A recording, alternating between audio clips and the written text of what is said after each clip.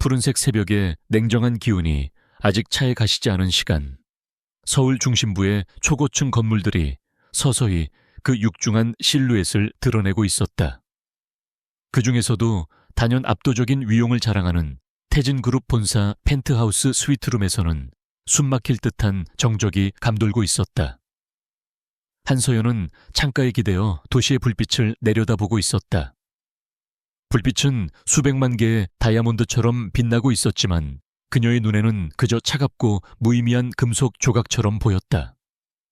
5년 전 그녀는 이 빛나는 세상의 여왕이 될 운명이라고 믿었지만 지금 그녀는 그저 이 거대한 유리 감옥 속의 한 죄수에 불과했다. 그녀의 시선이 닿는 곳에는 화려하게 장식된 드레스룸이 있었다. 어젯밤 태진그룹 창립 50주년 및 강태준 회장 취임 5주년 기념 파티에서 그녀가 입었던 맞춤 제작 드레스가 고스란히 걸려 있었다. 옷감의 부드러움과 디자인의 우아함은 그녀의 외모를 더욱 돋보이게 했지만 그 화려함 뒤에 숨겨진 진실은 끔찍한 독과 같았다. 파티 내내 서연은 완벽한 CEO 아내의 가면을 쓰고 태준의 옆을 지켰다. 그녀는 미소 지었고 악수했으며 그의 성공적인 경력을 위해 찬사를 보냈다. 아무도 그녀의 눈빛 속에 숨겨진 절망과 분노를 눈치채지 못했다. 강태준은 태진그룹의 젊고 카리스마 넘치는 CEO였다. 언론에서는 그를 경영의 신동, 시대를 이끄는 리더라고 칭송했지만 서연에게 그는 그저 차갑고 이기적인 한 남자일 뿐이었다. 그는 서연을 자신의 완벽한 액세서리처럼 여겼다. 똑똑하고 배경 좋으며 절대 문제를 일으키지 않는, 그저 자신의 지위를 공고히 해줄 존재로만 생각했다. 서연은 그의 그늘 아래에서 자신의 지성과 능력을 봉인한 채 살았다. 그녀는 대학에서 경제학 수석 졸업생이었지만 태준은 그녀에게 자신의 회사에 관여하는 것을 금지했다.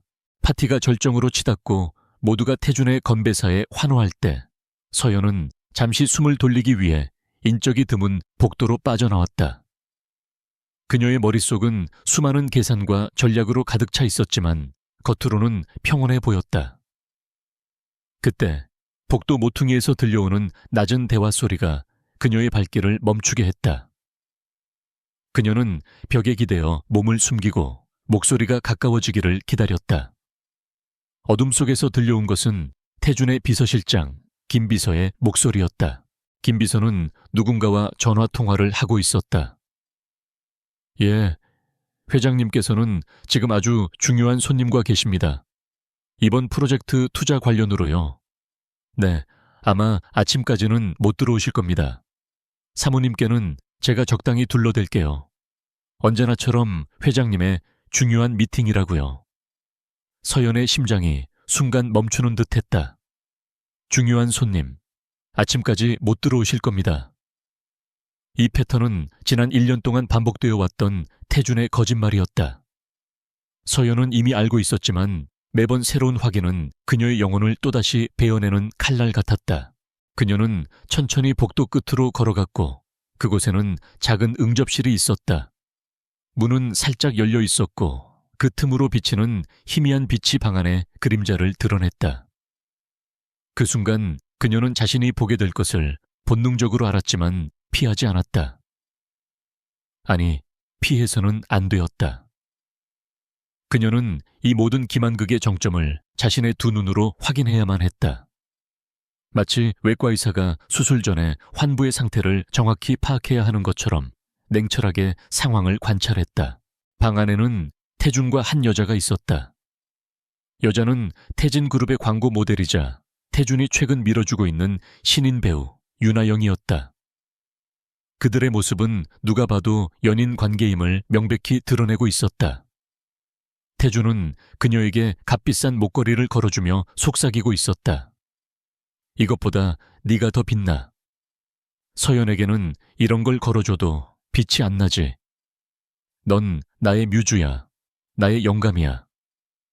태준의 나지막하고 경멸적인 목소리가 서연의 귀를 찔렀다. 그녀의 이름이 모욕적으로 사용되는 순간이었다. 서연은 숨을 멈추고 그 장면을 바라보았다. 분노보다 먼저 찾아온 것은 지독한 자기 혐오였다. 그녀는 자신이 그동안 얼마나 눈이 멀고 어리석었는지 깨달았다. 태주는 그녀를 사랑한 적이 없었다. 그는 단지 자신의 지위를 위한 배경 화면이 필요했을 뿐이었다.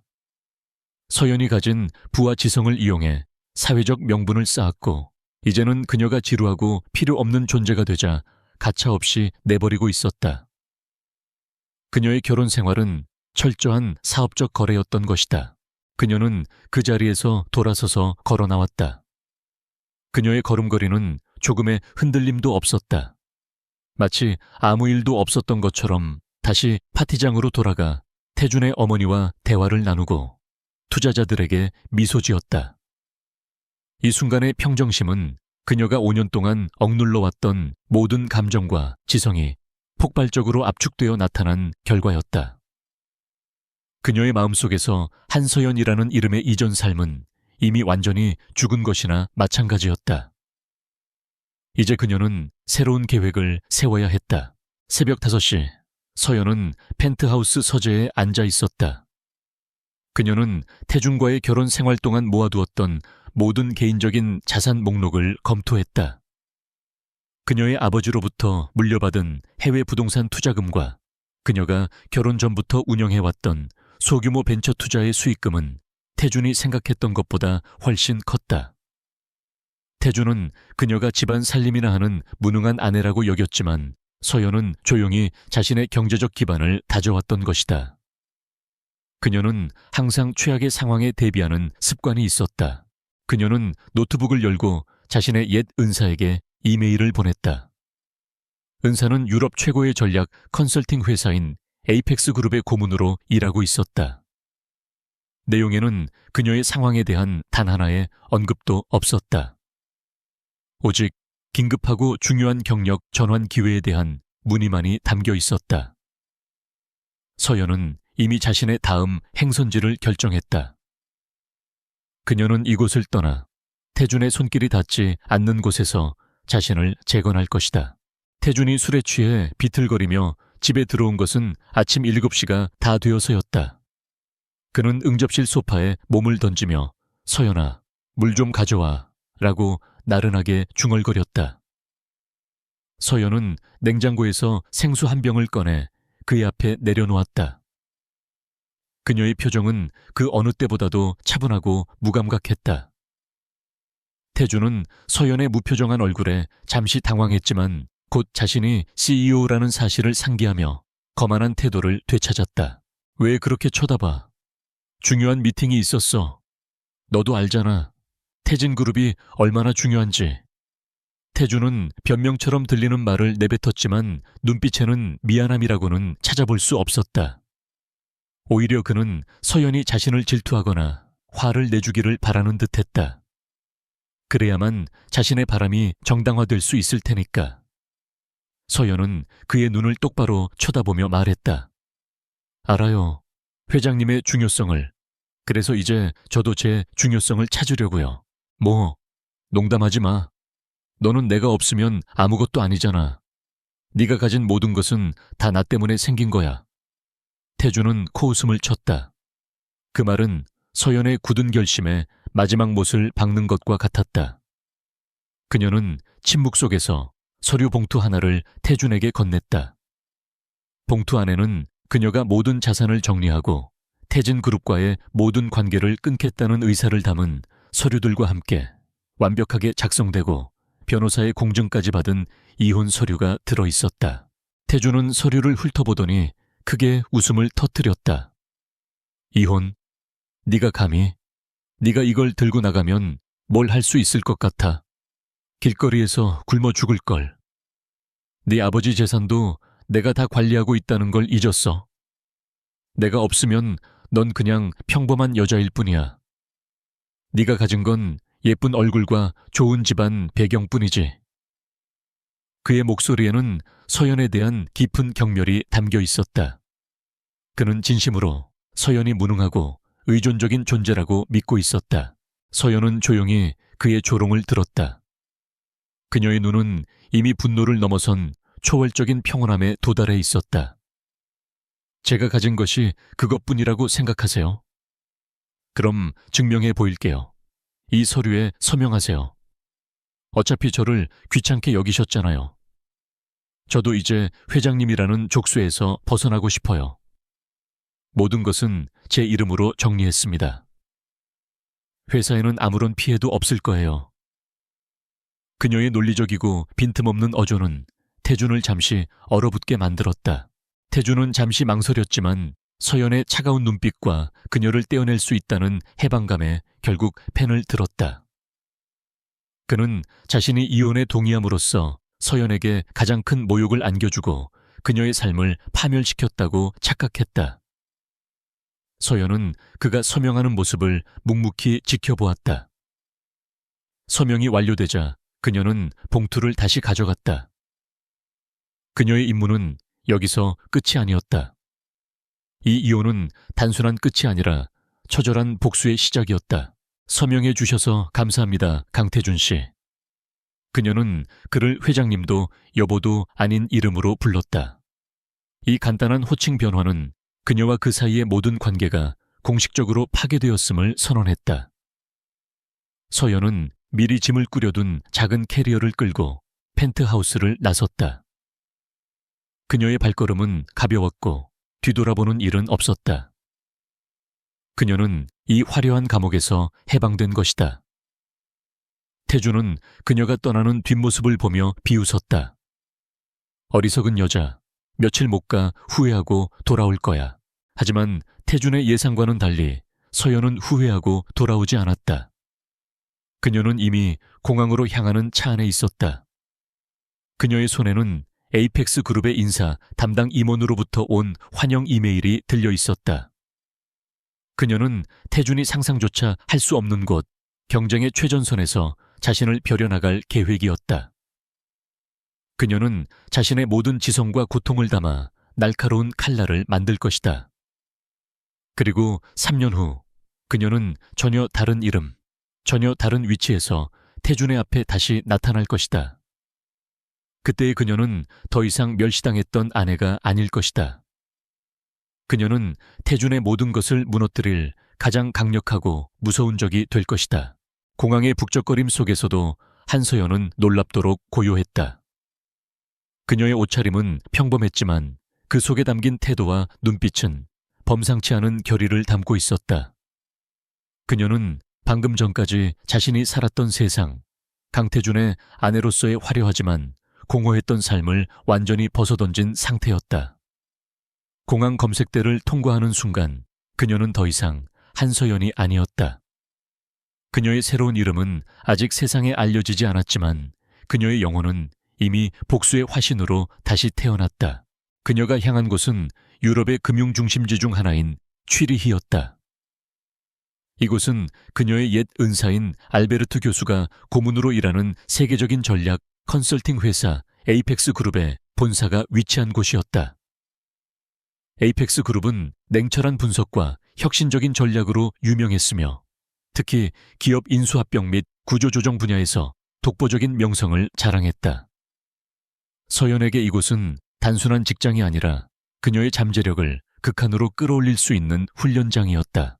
도착하자마자 서연은 자신의 모든 학업적 지식과 숨겨진 재능을 쏟아부었다. 그녀는 태진그룹에서의 경험을 바탕으로 대기업 내부의 복잡한 역학과 비효율적인 구조를 정확히 꿰뚫어 보았다. 그녀는 자신의 과거를 철저히 숨겼다. 그녀는 단지 한국에서 온 뛰어난 인재, 제인 한이라는 이름으로만 알려졌다. 아무도 그녀가 한국 대기업 CEO의 버려진 아내였다는 사실을 알지 못했다. 에이펙스 그룹에서의 초기 몇 달은 지옥과 같았다. 야근과 끝없는 분석, 살인적인 프로젝트, 마감일의 연속이었다. 하지만 서연은 고통스러워하기는커녕 오히려 그 과정에서 강렬한 만족감을 느꼈다. 5년 동안 억압되어 왔던 그녀의 지성과 열정이 마침내 분출구를 찾은 것이다. 그녀는 동료 컨설턴트들 사이에서 얼음처럼 차가운 분석가로 불렸다. 감정을 배제한 그녀의 보고서는 언제나 가장 정확하고 치명적이었다. 특히 그녀는 기업 구조의 취약점을 찾아내고 경쟁사의 허점을 파고드는 전략적 사고에 탁월했다. 그녀는 숫자와 데이터 뒤에 숨겨진 인간의 심리와 정치적 역학을 읽어내는 능력이 있었다.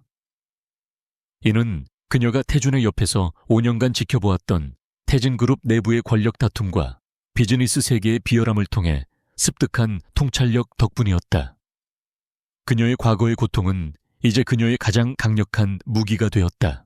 1년이 지났을 때 서연은 에이펙스 그룹 내에서 가장 빠르게 승진하는 컨설턴트 중 한 명이 되었다. 그녀는 복잡한 유럽계 은행의 구조조정 프로젝트를 성공적으로 이끌었고 중동의 거대 에너지 기업의 인수합병을 완벽하게 마무리 지었다. 그녀의 이름은 업계에서 조용히 그러나 확실하게 회자되기 시작했다. 그녀는 더 이상 태준의 그늘에 가려진 여자가 아니었다.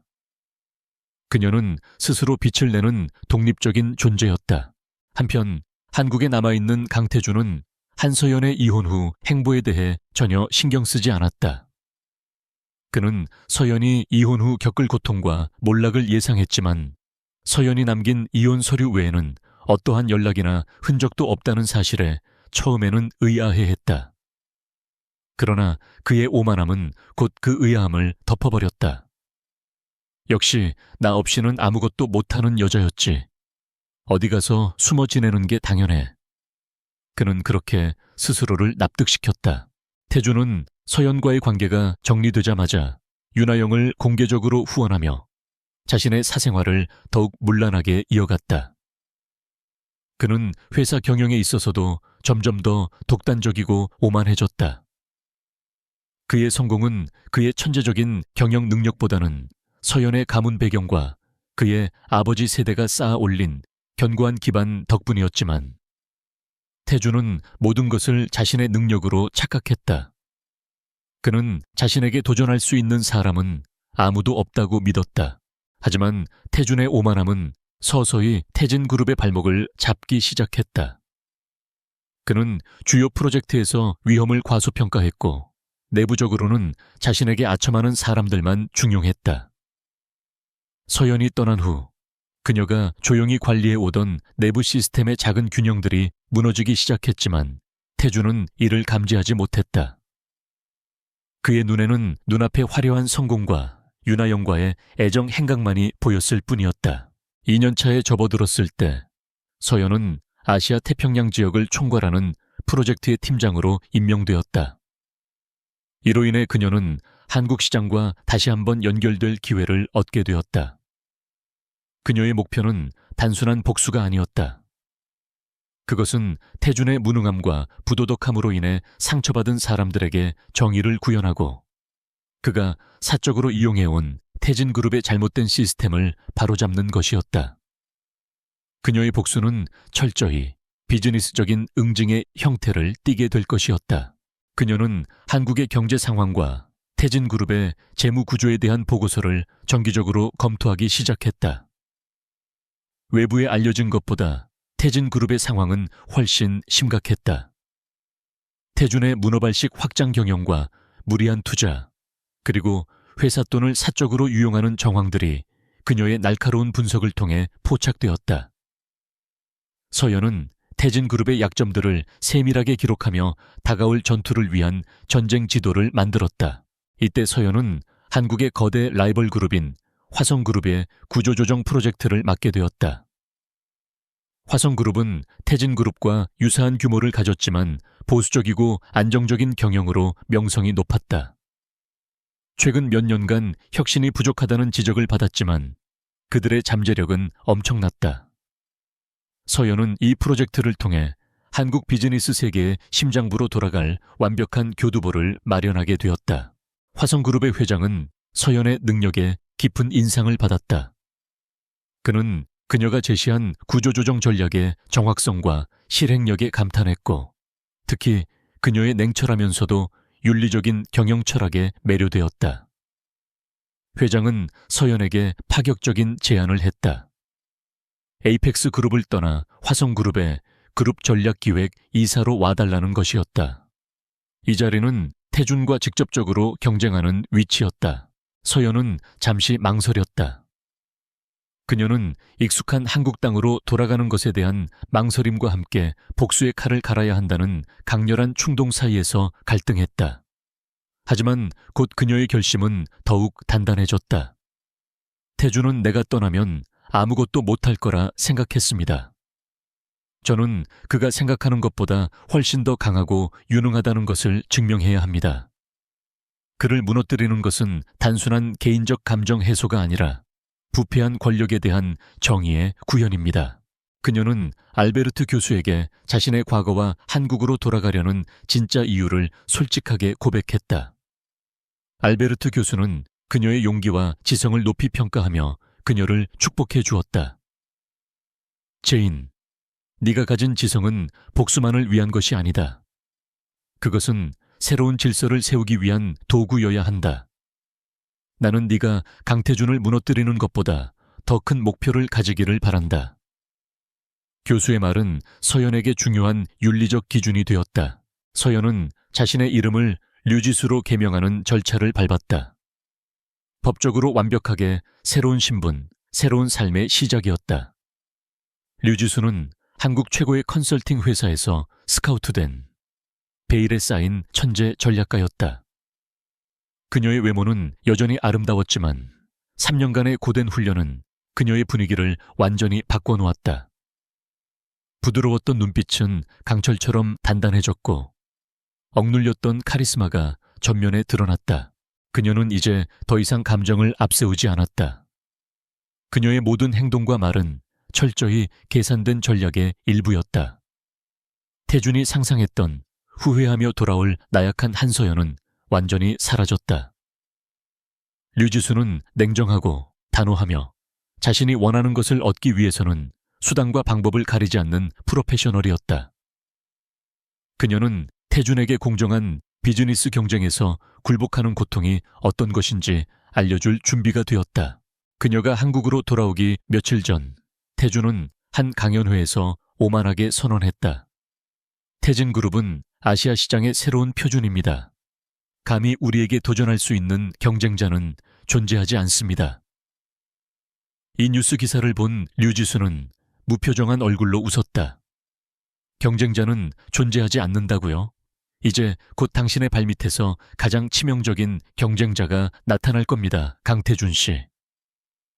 그녀는 자신의 손에 들린 화성그룹의 명함을 내려다보았다. 그녀는 철저한 계획을 세웠다. 복수는 차가운 요리처럼 준비되어야 했다.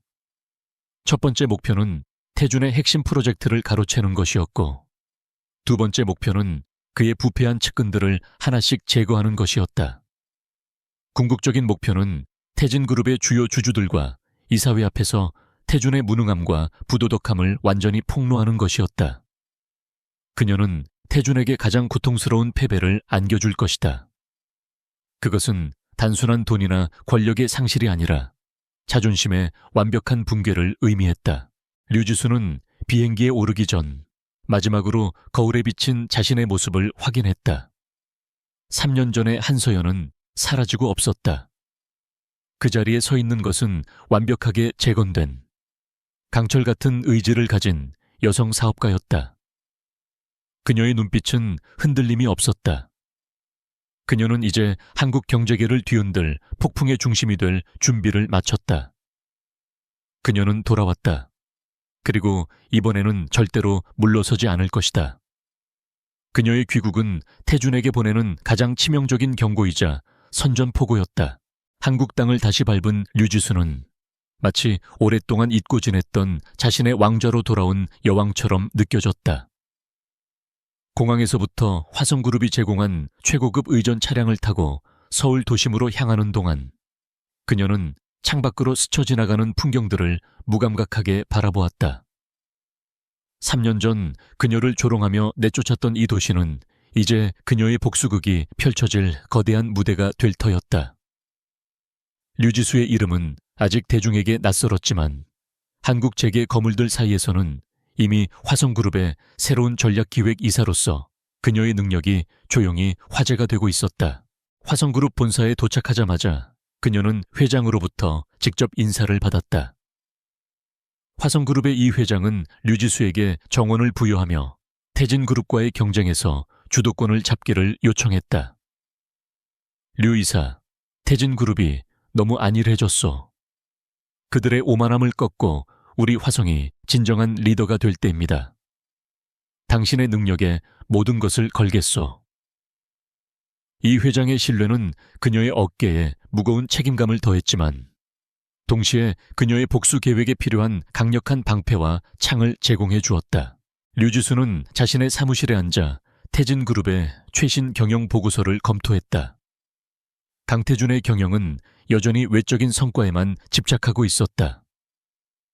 무리하게 추진한 아시아 통합 물류 프로젝트인 드래곤 게이트는 태진그룹의 미래를 좌우할 핵심 사업이었지만 지수의 눈에는 이미 수많은 구조적인 문제점들이 보였다. 특히 프로젝트 자금 조달 방식과 현지 파트너 선정에 심각한 투명성 문제가 엿보였다. 강태준 씨는 여전히 겉만 번지르르한 포장지에 속고 있군요. 지수는 혼잣말을 중얼거렸다. 태준은 화려함과 규모에만 집중하느라 디테일과 윤리적인 측면을 간과하는 버릇이 있었다. 그녀는 태준의 이런 성향을 누구보다 잘 알고 있었다. 그녀가 태준에게서 버림받았던 이유 중 하나도 그녀가 태준의 경영 방식에 대해 간혹 날카로운 비판을 했기 때문이었다. 이제 그 비판은 현실적인 공격이 되어 태준에게 돌아갈 것이었다. 며칠 후 재계의 주요 인사들이 모이는 대규모 경제 포럼이 열렸다. 류지수와 강태준이 공식적으로 처음 마주치는 자리였다. 지수는 완벽하게 준비된 모습으로 나타났다. 그녀가 선택한 의상은 화려하기보다는 세련되고 전문적이었으며 그녀의 모든 몸짓은 자신감과 냉철함을 발산했다. 그녀의 새로운 외모는 과거의 한서연과는 완전히 달랐다. 머리 스타일과 메이크업, 심지어 걸음걸이까지 그녀는 완벽한 류지수였다. 강태준은 VIP 대기실에서 화성그룹의 새로운 전략 이사에 대한 소문을 들었다. 해외에서 온 천재 전략가라는 수식어에 그는 피식 웃었다. 천재? 결국 다 서류 쪼가리일 뿐이지. 진짜 비즈니스는 강한 배짱과 돈으로 하는 거야. 그는 옆에 있던 윤하영에게 거들먹거리며 말했다. 윤하영은 태준의 팔짱을 끼고 서연을 향한 그의 경멸적인 시선에 동조했다. 류지수가 대기실에 들어서는 순간 모든 시선이 그녀에게 집중되었다. 그녀의 등장은 마치 한 폭의 그림처럼 강렬한 인상을 남겼다. 강태준의 눈빛이 순간 멈칫했다. 그는 그녀의 얼굴을 훑어보았지만 아무리 봐도 자신의 전 부인과는 다른 사람이었다. 분위기, 스타일, 그리고 그 눈빛의 강렬함이 너무나 달랐다. 하지만 알 수 없는 익숙함이 그의 신경을 건드렸다. 지수는 태준이 자신을 알아보지 못할 것을 예상했지만 혹시 모를 상황에 대비해 감정을 완벽하게 차단했다. 그녀는 태준을 향해 짧고 형식적인 목례만 건넬 뿐이었다. 강 회장님, 화성그룹 류지수입니다. 그녀의 목소리는 낮고 분명했으며 어떤 개인적인 감정도 담겨있지 않았다. 이 목소리는 태준에게 낯설었지만 깊은 곳에서 어떤 기억을 건드리는 듯했다. 태준은 지수의 자신감 넘치는 태도에 기분이 상했지만 상대가 화성그룹의 핵심 인사인 만큼 겉으로는 예의를 갖추려 했다. 아, 류 이사님이시군요. 소문은 익히 들었습니다. 해외 경험이 많으시다고요. 하지만 한국 시장은 좀 다를 겁니다. 복잡하죠. 태준은 자신의 우위를 과시하려는 듯 거만하게 말했다. 그의 말투에는 류지수의 경력을 은근히 깎아내리려는 의도가 숨겨져 있었다. 류지수는 미소를 지었지만 그 미소는 차가웠다. 복잡하다는 것은 곧 약점과 기회가 동시에 존재한다는 뜻입니다, 강 회장님. 해외든 한국이든 숫자는 거짓말하지 않으니까요. 그리고 저는 숫자를 가장 잘 읽는 사람입니다. 그녀의 반박은 빠르고 날카로웠으며 태준의 오만을 정면으로 겨냥했다. 태준은 그녀의 당돌함에 살짝 놀랐지만 곧 그의 오만함이 다시 고개를 들었다. 좋습니다. 그럼 류 이사님께서 저희 태진의 드래곤 게이트 프로젝트에 대해 얼마나 알고 계시는지 궁금하군요. 우리 태진의 야심작이죠. 아시아 물류 시장을 완전히 재편할 겁니다. 태주는 자신의 프로젝트를 자랑하며 지수의 전문성을 시험하려 했다. 그는 지수가 피상적인 이야기밖에 하지 못할 것이라고 예상했다. 하지만 류지수는 태준의 예상과는 완전히 다른 반응을 보였다. 물론이죠. 프로젝트 규모는 10조 원, 5개국 물류 네트워크 통합, 놀랍습니다. 지수는 잠시 말을 멈추더니 태준의 눈을 똑바로 쳐다보며 말을 이었다. 하지만 프로젝트의 핵심 파트너인 베트남의 꽝하이 투자그룹과의 계약 조건 중 태진그룹이 초기 위험 부담을 70% 이상 지게 되어 있다는 것은 알고 계십니까? 이는 태진그룹의 현금 흐름에 심각한 부담을 줄 수 있습니다. 게다가 프로젝트 자금 조달을 위해 태진그룹이 발행한 회사채의 이자율이 시장 평균보다 1.5% 이상 높다는 사실은 무엇을 의미하는지 궁금합니다. 프로젝트의 성공 여부를 떠나 이미 조달 비용에서부터 경쟁력이 뒤처지고 있다는 뜻이 아닌가요? 지수의 분석은 너무나 정확하고 상세했으며 심지어 태진그룹 내부에서도 극소수만이 알고 있는 세부적인 재무 정보까지 건드렸다.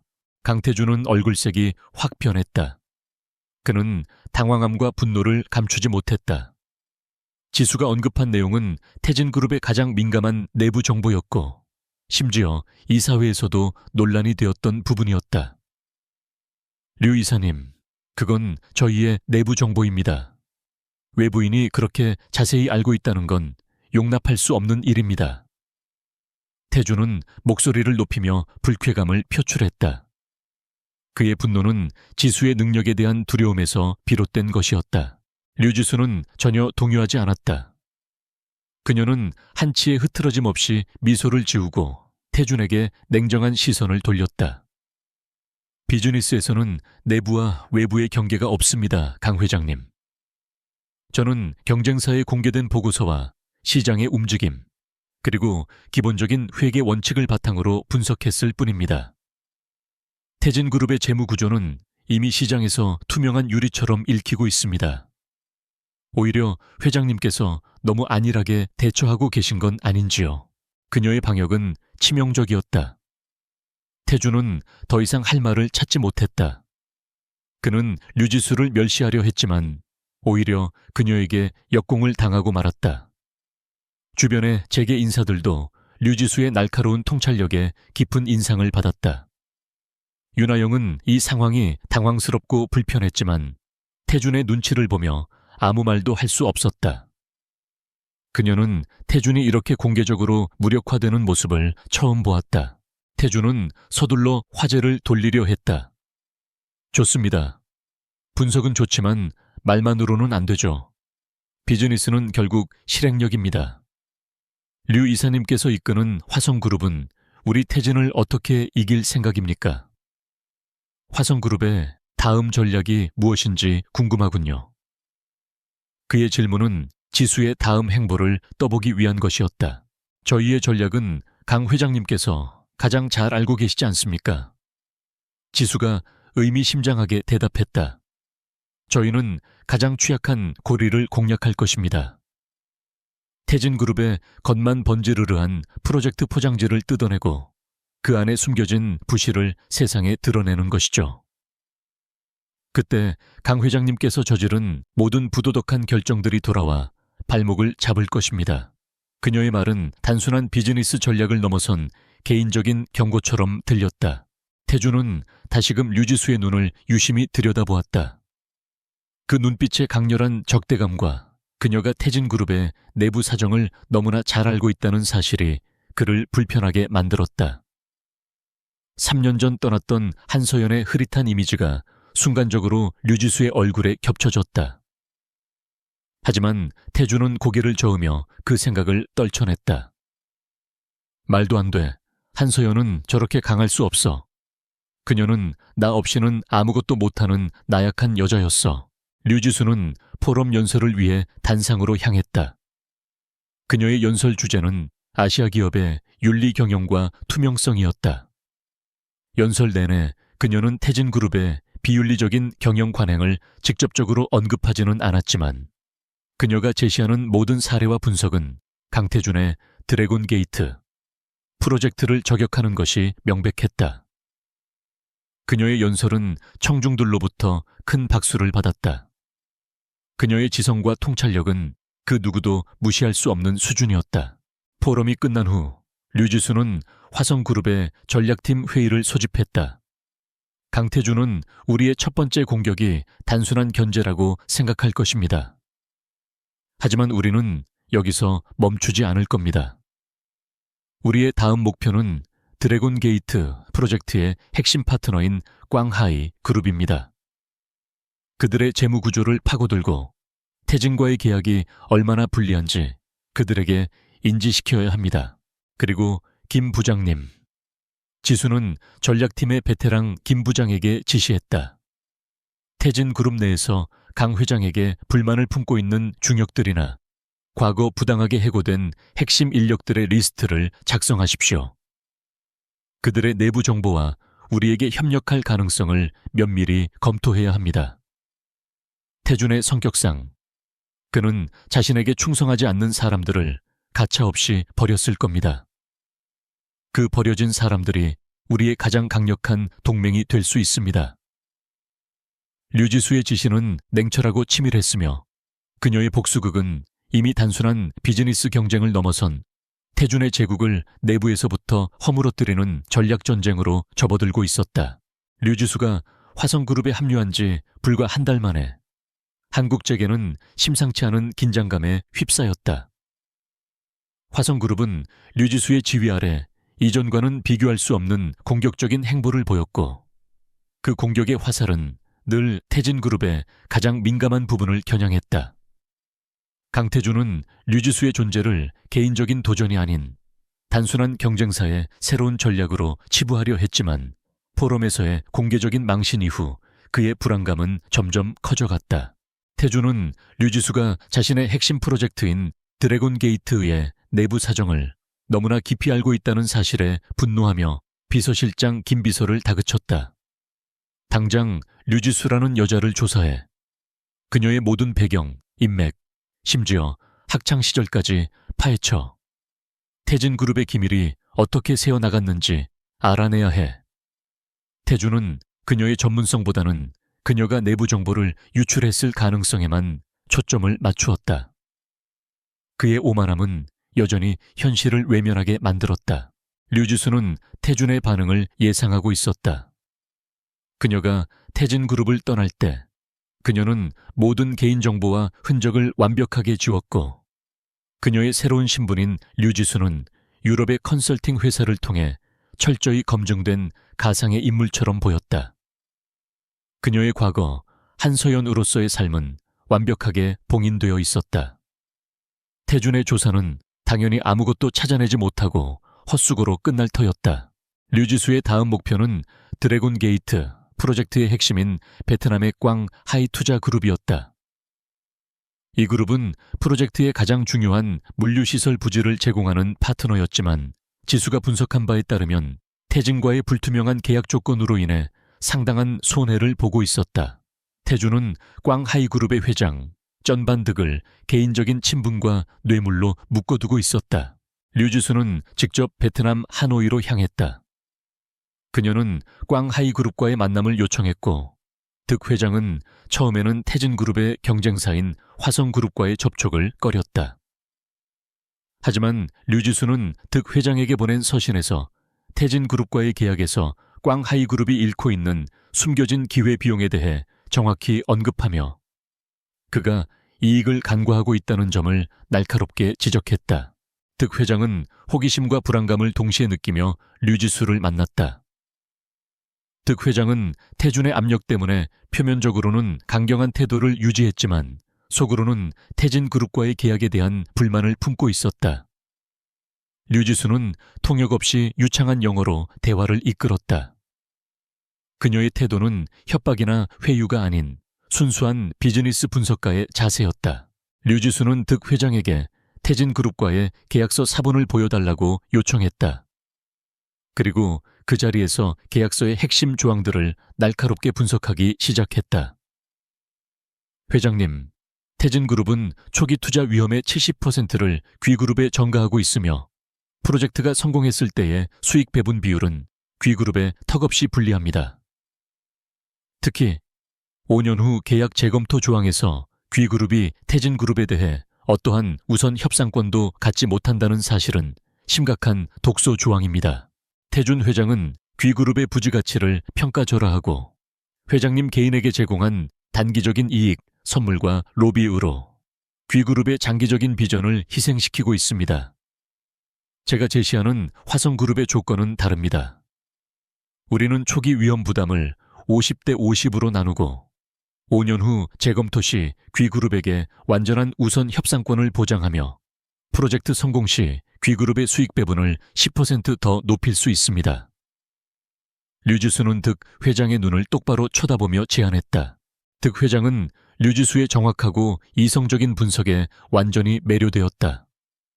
그는 수년간 태준의 가머니설에 속아왔다는 사실을 깨닫고 분노했다. 태준은 그를 사업 파트너가 아닌 자신의 하청업체처럼 대했던 것이다. 득 회장은 류지수의 제안을 면밀히 검토하기 시작했고 그녀가 제시한 화성그룹의 조건이 태진의 조건보다 훨씬 투명하고 장기적인 이익에 부합한다는 사실을 확인했다. 이 소식은 곧바로 강태준의 귀에 들어갔다. 득 회장이 태진그룹과의 모든 연락을 끊고 화성그룹과 비밀리에 접촉하고 있다는 정보였다. 태준은 경로했다. 그는 즉시 베트남으로 날아갔고 득 회장에게 직접적인 압력을 가하며 배신을 막으려 했다. 득 회장, 당신이 태진을 배신하면 아시아 시장에서 설 자리가 없을 겁니다. 내가 당신에게 해준 모든 것을 잊었습니까? 태준은 분노를 감추지 못하고 협박조로 말했다. 하지만 득 회장은 이미 류지수의 논리에 설득된 상태였다. 그는 태준의 오만하고 위협적인 태도에 더욱 실망했다. 강 회장, 비즈니스는 신뢰와 이익으로 하는 것입니다. 회장님께서는 저에게 신뢰를 주지 못하셨고 저희 그룹의 이익을 침해하셨습니다. 화성그룹의 류지수 이사는 숫자와 진실만을 가지고 저에게 접근했습니다. 저는 더 이상 회장님과의 불투명한 거래를 지속할 수 없습니다. 태준은 득 회장의 입에서 류지수라는 이름이 나오자 다시 한번 분노했다. 그는 류지수가 단순히 프로젝트를 가로채는 것을 넘어 자신의 권위와 명예를 훼손하고 있다는 것을 깨달았다. 그는 류지수를 향한 증오심을 불태웠다. 그는 이제 류지수를 단순한 경쟁사의 임원이 아닌 자신의 모든 것을 파괴하려는 악랄한 적수로 인식하기 시작했다. 결국 꽝하이 그룹은 태진그룹과의 드래곤 게이트 계약을 공식적으로 파기하고 화성그룹과 독점적인 계약을 체결했다. 이 소식은 한국 재계에 엄청난 충격을 안겨주었다. 태진그룹의 핵심 프로젝트가 시작도 전에 무너진 것이다. 태진그룹의 주가는 급락했고 강태준의 리더십에 대한 의문이 내부와 외부에서 동시에 제기되기 시작했다. 태준은 패배의 쓰라린 맛을 보았지만 그는 여전히 자신의 오만함을 버리지 못했다. 그는 이 모든 것이 류지수 개인의 능력이 아니라 화성그룹의 자금력과 비열한 공작 때문이라고 생각했다. 이건 공정한 경쟁이 아니야. 그녀는 더러운 수법을 썼어. 태준은 분노에 차서 소리쳤지만 사실 류지수는 단지 태진그룹의 취약한 구조와 태준의 부도덕함을 이용했을 뿐 모든 절차는 합법적이고 투명했다. 류지수는 서울로 돌아와 화성그룹의 이사회에서 승리의 보고를 했다. 그녀의 전략적 승리는 화성그룹의 주가를 끌어올렸고 그녀의 입지는 더욱 공고해졌다.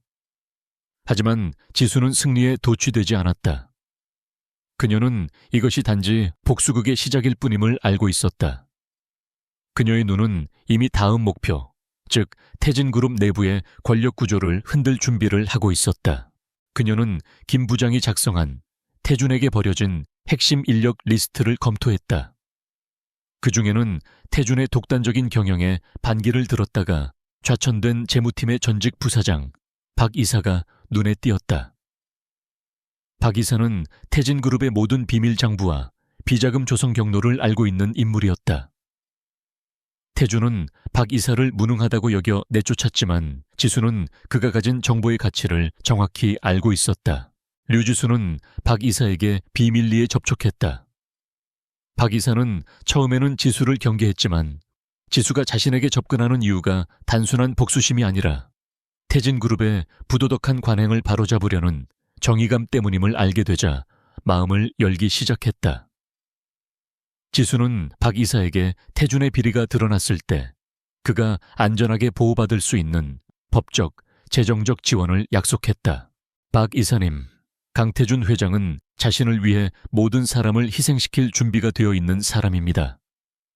이대로 가다가는 태진그룹 전체가 무너질 것이고 이사님처럼 양심적인 분들까지 피해를 볼 수 있습니다. 회장님의 부도덕한 행동을 세상에 알리는 것은 정의를 위한 마지막 기회입니다. 류지수의 진심 어린 설득은 박 이사의 마음을 움직였다. 그는 태준에게 복수하고 싶다는 개인적인 감정보다는 기업의 윤리를 바로 세워야 한다는 의무감에 이끌렸다. 박 이사는 류지수에게 태진그룹의 비밀 장부 사본과 강태준이 회사 자금을 횡령한 구체적인 증거를 제공했다. 이 증거들은 강태준이 이사회와 주주들을 속이고 자신의 사적인 이익을 위해 회사를 사유화했다는 명백한 증거였다. 류지수는 이 결정적인 증거들을 손에 넣으며 강태준의 왕좌를 무너뜨릴 가장 치명적인 무기를 확보하게 되었다. 그녀의 복수극은 이제 클라이맥스를 향해 달려가고 있었다. 그녀는 태준에게 비즈니스에서의 패배뿐 아니라 그의 모든 도덕적, 법적 기반까지 송두리째 무너뜨릴 준비를 마쳤다. 태진그룹의 핵심 프로젝트였던 드래곤 게이트의 파기와 주가 급락은 강태준의 오만함에 첫 번째 금이 가는 사건이었다. 그는 패배를 인정하기보다는 분노에 사로잡혔고 류지수에 대한 개인적인 증오심을 더욱 키웠다. 태준은 그녀를 단지 교활한 사업가로만 보았고 그녀의 전략이 자신의 내부 약점과 부도덕함을 겨냥하고 있다는 사실을 여전히 깨닫지 못했다. 그의 분노는 곧 무모한 방역으로 이어질 것이었다. 류지수는 박 이색에서 넘겨받은 증거들을 철저하게 분석했다. 그녀의 사무실은 이제 거대한 태준 저격 본부와 같았다. 수백 장의 재무제표와 비밀 계약서들이 벽을 가득 채웠다. 그녀는 박 이사의 증언과 서류들을 바탕으로 강태준이 지난 5년 동안 저지른 모든 횡령, 배임, 그리고 비자금 조성 과정을 타임라인별로 정리했다. 그녀의 목표는 태준이 도망칠 수 없는 완벽한 법적 함정을 만드는 것이었다. 태준은 류지수가 자신의 약점을 파고들고 있다는 사실을 알고 있었다. 그는 자신이 저지른 비리 행위를 감추기 위해 내부적으로 대대적인 감사와 정보 통제를 실시했다. 하지만 이미 박 이사가 핵심 자료들을 빼돌린 후였기에 태준의 모든 노력은 헛수고였다. 태준은 대신 류지수를 공작 정치의 희생양으로 만들기로 결정했다. 그는 언론에 화성그룹이 태진그룹의 기업 기밀을 불법적으로 입수하고 경쟁사를 음해하고 있다는 허위 정보를 흘리기 시작했다.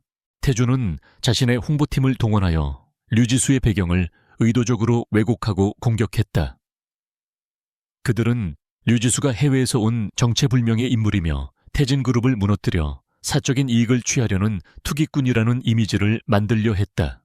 태준은 특히 류지수가 여성이라는 점을 이용하여 그녀의 성공을 감정적이고 비이성적인 복수심 때문이라고 폄하하려 했다.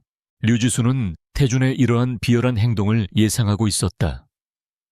강태준 회장은 언제나 약점을 공격당하면 비겁한 공작으로 맞섰죠.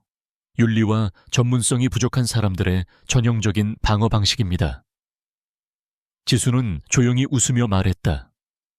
그녀는 태준이 여론전을 펼칠수록 그녀가 제시할 증거의 힘이 더욱 강해질 것이라고 확신했다. 그녀의 승리는 결국 사실에서 나올 것이었다. 이때 태주는 류지수에게 치명적인 일격을 가하기 위해 변호사팀을 동원하여 화성그룹과 류지수를 상대로 대규모 손해배상 청구 소송을 제기했다. 소송의 명목은 드래곤 게이트 프로젝트 파기에 대한 업무 방해 및 불법 행위였다. 태주는 이 소송을 통해 류지수의 모든 활동을 중단시키고 그녀의 신분을 법정에서부터 파헤치려 했다. 류지수는 태준의 소송 소식에 오히려 침착했다. 그녀는 이 소송이 태준과의 공개적인 법정 싸움, 즉 모든 진실을 세상에 드러낼 수 있는 완벽한 무대임을 알았다. 그녀는 화성그룹의 법무팀을 지휘하며 반소 카운터 스위트웨어를 준비했다. 그녀의 반소는 단순한 방어가 아니라 강태준과 태진그룹의 부패한 관행을 정면으로 공격하는 것이었다. 소송이 진행되는 과정에서 류지수는 태준의 조사팀이 그녀의 과거를 집요하게 파헤치고 있다는 정보를 입수했다. 태준은 여전히 류지수가 한서연일 수 있다는 가능성을 무시하지 못하고 있었다. 그녀의 눈빛, 비즈니스에 대한 깊은 이해, 그리고 태진그룹 내부 사정에 대한 놀라운 통찰력은 태준의 신경을 끊임없이 괴롭혔다. 결국 태준은 자신의 최측근인 김비서를 동원하여 류지수의 과거 행적을 찾으라는 마지막 명령을 내렸다. 김비서는 유럽 에이펙스 그룹에서의 류지수의 경력은 완벽하게 위장되어 있지만 그녀의 지문과 신원 정보를 대조해 볼 필요성을 느꼈다. 김비서는 자신의 모든 인맥과 사설 정보원을 동원하여 류지수의 DNA나 지문 정보를 획득하려고 시도했다. 류지수는 태준이 자신의 신분을 확인하려 할 것임을 예상하고 철저히 대비했다. 그녀는 유럽에서 신분 세탁을 할 때부터 DNA와 지문 정보를 모두 변경하는 복잡한 절차를 거쳤다. 그녀의 새로운 신분인 류지수는 법적으로나 생물학적으로나 한서연과는 완전히 다른 사람이었다. 그녀는 태준의 필사적인 시도를 조용히 비웃었다. 어느 날 저녁 류지수는 태준의 움직임을 감시하던 사설 조사원으로부터 뜻밖의 보고를 받았다. 태준이 윤하영과 함께 개인적인 파티를 열고 있으며 그 자리에서 태진그룹의 중요한 계약건에 대한 대화가 오갈 것이라는 정보였다. 류지수는 이것이 태준의 비도덕적인 행동 패턴을 다시 한번 확인할 기회라고 판단했다. 지수는 변장과 위장술에 능한 자신의 옛 동료, 유럽에서 만난 보안 전문가를 동원하여 파티장에 잠입했다. 그녀는 직접 파티에 나타나는 대신 첨단 도청 장치와 촬영 장비를 이용해 태준의 대화를 녹음하고 촬영하는 전략을 선택했다.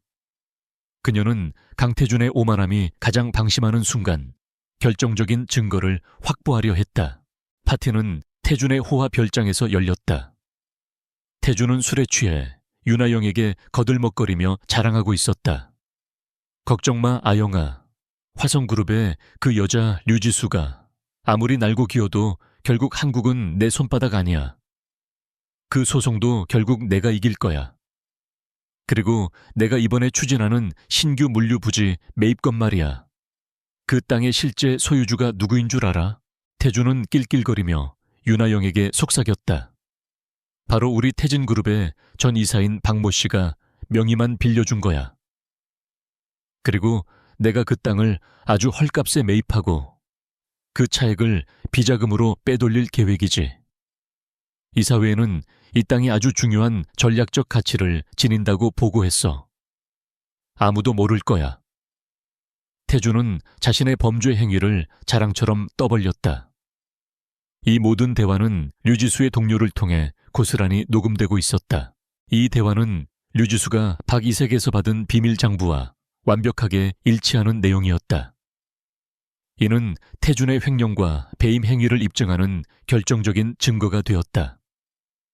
특히 이 증거는 그가 윤하영 앞에서 자신의 부도덕한 행위를 스스로 폭로했다는 점에서 그의 도덕적 몰락을 상징적으로 보여주었다. 류지수는 태준의 사생활과 비즈니스의 부도덕성이 한데 얽혀 있음을 입증한 것이다. 지수는 녹음 파일을 들으며 차가운 승리감을 느꼈다. 강태준 씨, 당신의 오만함과 윤리의식 결여가 결국 당신을 파멸로 이끌 것입니다. 당신은 제가 아닌 스스로의 입으로 자신의 무덤을 파고 있군요. 그녀는 이 결정적인 증거를 소송이 아닌 가장 큰 파급 효과를 낼 수 있는 곳에 사용할 계획을 세웠다. 바로 태진그룹의 공개 주주총회였다. 류지수는 확보된 모든 증거와 박 이사의 증언, 그리고 태준의 최근 음성 녹음 파일까지 종합하여 완벽한 보고서를 작성했다. 그녀는 이 보고서를 태진그룹의 주요 주주들과 언론에 배포할 계획을 세웠다. 그녀의 최종 목표는 태준이 자신의 무능함과 비리로 인해 주주들의 신뢰를 완전히 잃고 CEO 자리에서 불명예스럽게 축출되는 것이었다. 그녀는 화성그룹 이 회장에게 자신의 계획을 보고했고, 이 회장은 처음에는 놀랐지만 곧 그녀의 대담하고 치밀한 전략에 감탄하며 전폭적인 지지를 약속했다.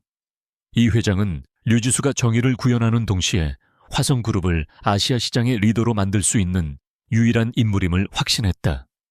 류지수의 복수극은 이제 개인적인 원한을 넘어 기업 윤리와 공정 경쟁을 위한 거대한 전쟁이 되고 있었다. 강태준은 류지수를 향한 법적 소송을 제기함으로써 그녀를 굴복시키려 했지만 상황은 그의 예상과 달리 돌아가고 있었다. 류지수가 이끄는 화성그룹은 태진 측의 소송에 대해 전혀 위축되지 않았으며 오히려 태준의 허위 주장에 대해 조목조목 반박하는 반소 준비를 진행하고 있었다.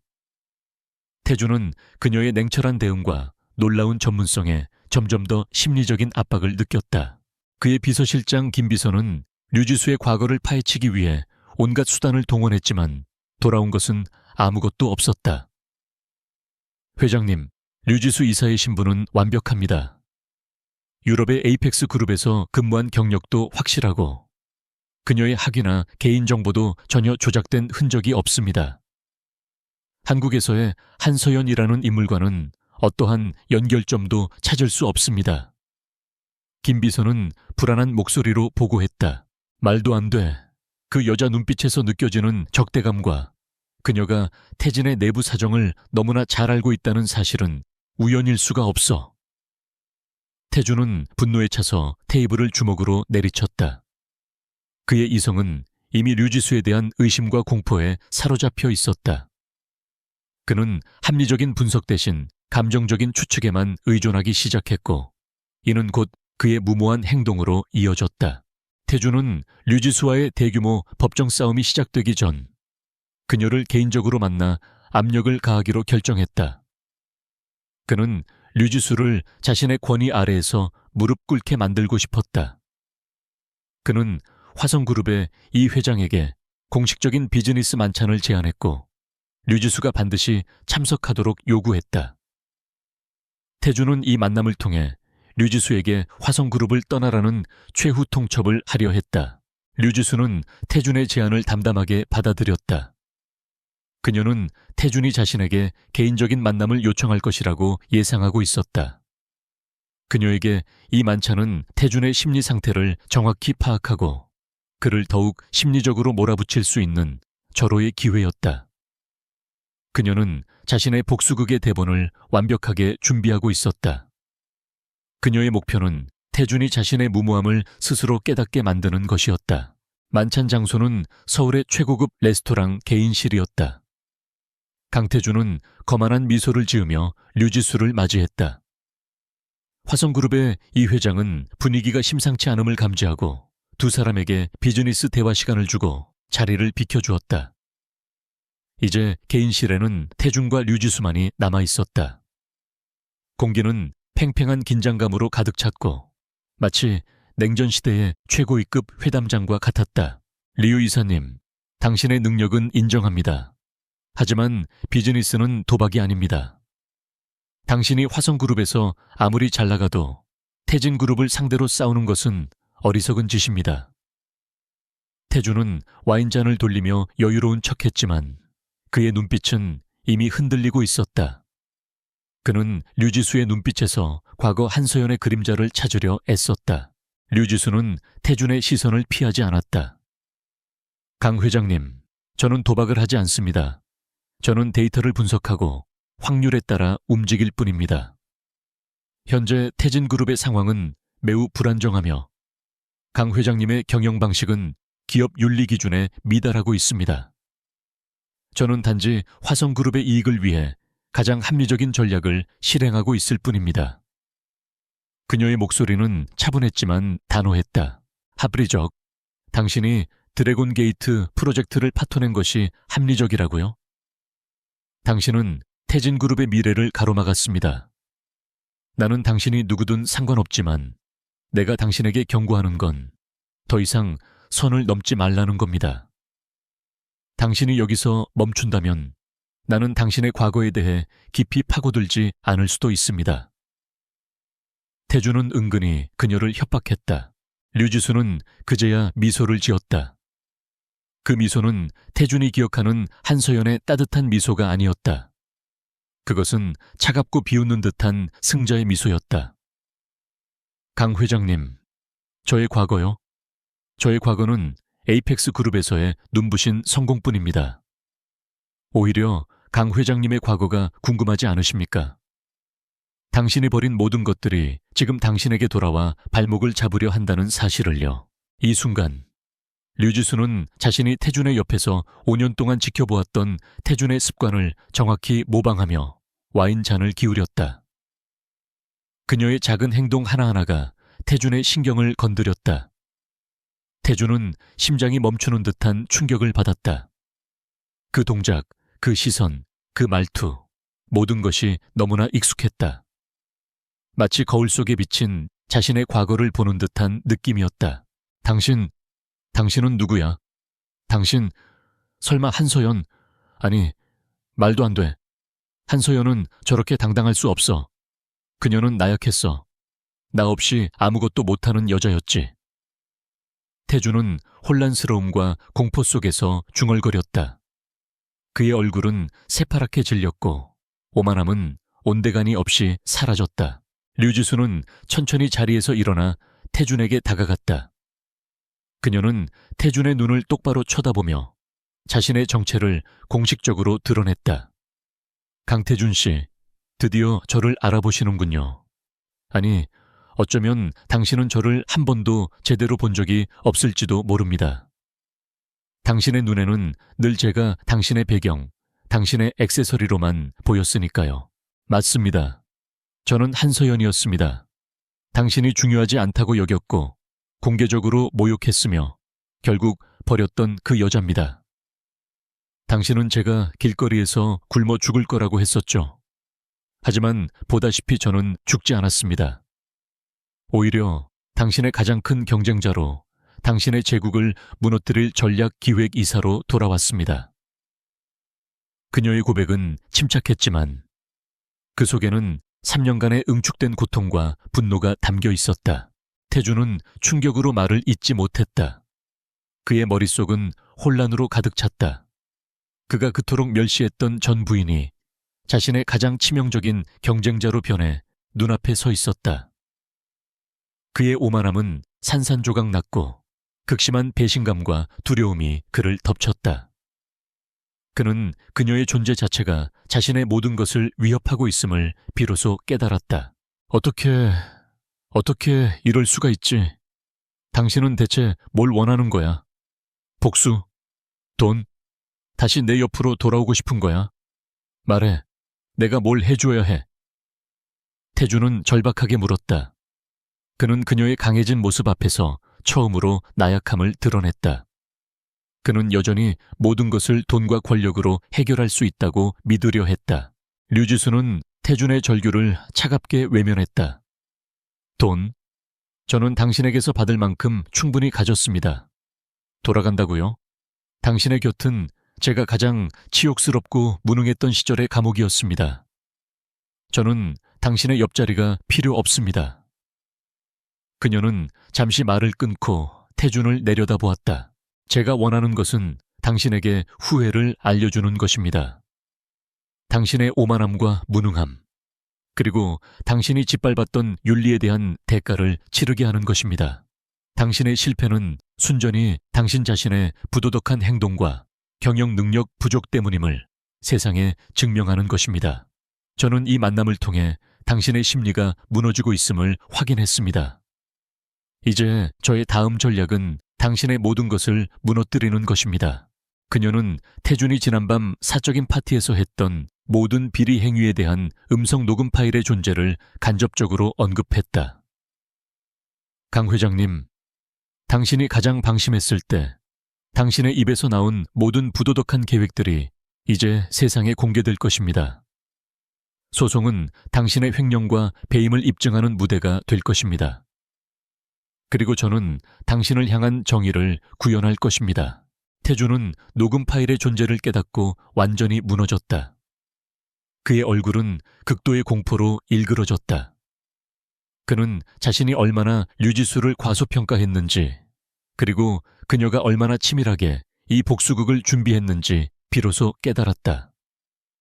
그는 그녀가 가진 지성과 능력 앞에서 자신이 얼마나 초라하고 어리석은지 인정할 수밖에 없었다.